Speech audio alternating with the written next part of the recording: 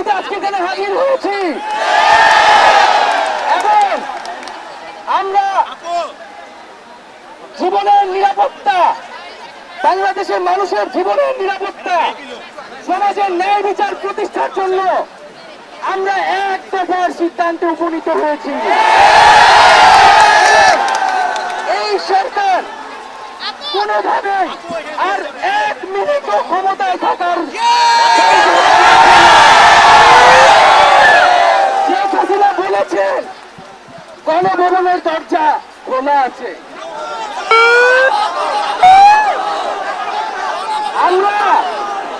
আমরা সাধুবাদ জানাই যে তিনি আগেই বুঝতে পেরেছেন যে গণভবনের দরজা খোলা রাখতে হবে।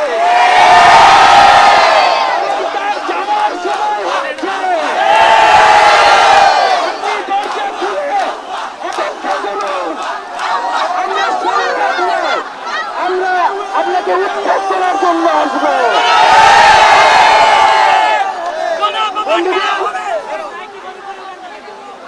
আমরা খুবই স্পষ্ট কথা, শুধু শেখ হাসিনাকে পদত্যাগ করলেই হবে না। এই যে খুন, লুটপাট, দুর্নীতি এই দেশে হয়েছে, তার বিচার হতে হবে। আমরা পদত্যাগ দিয়ে তাকে কোনো এক্সিট রুট দিতে চাই না। তাকে পদত্যাগ করতে হবে, বিচারের আওতায় আনতে হবে এবং শুধু শেখ হাসিনা নয়, পুরো মন্ত্রী পরিষদ, সরকার সবাইকে পদত্যাগ করতে হবে এবং এই যে রেজিম, এই যে ফ্যাসিবাদী শাসন ব্যবস্থা, এটাকে বিরোধ করতে হবে এবং আমরা এমন একটি বাংলাদেশ গঠন করতে চাই, এমন একটি রাজনৈতিক বন্দোবস্ত তৈরি করতে চাই যেখানে আর কখনোই কোন ধরনের স্বৈরতন্ত্র, কোন ধরনের ফ্যাসিজম ফিরে আসবে না। আমরা সেই এক দফার উদ্দেশ্যে আমাদের এক দফাটি হলো শেখ হাসিনা সহ এই সরকারের পতন এবং ফ্যাসিবাদের বিরোধ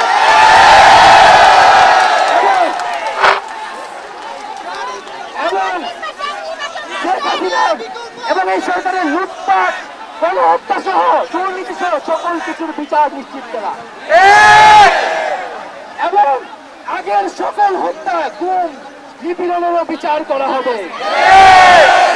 সকল রাজবন্দীদের মুক্তি নিশ্চিত করতে হবে। আমরা প্রয়োজনে জেল মুক্ত করে আমার ভাইদেরকে নিয়ে আসবো।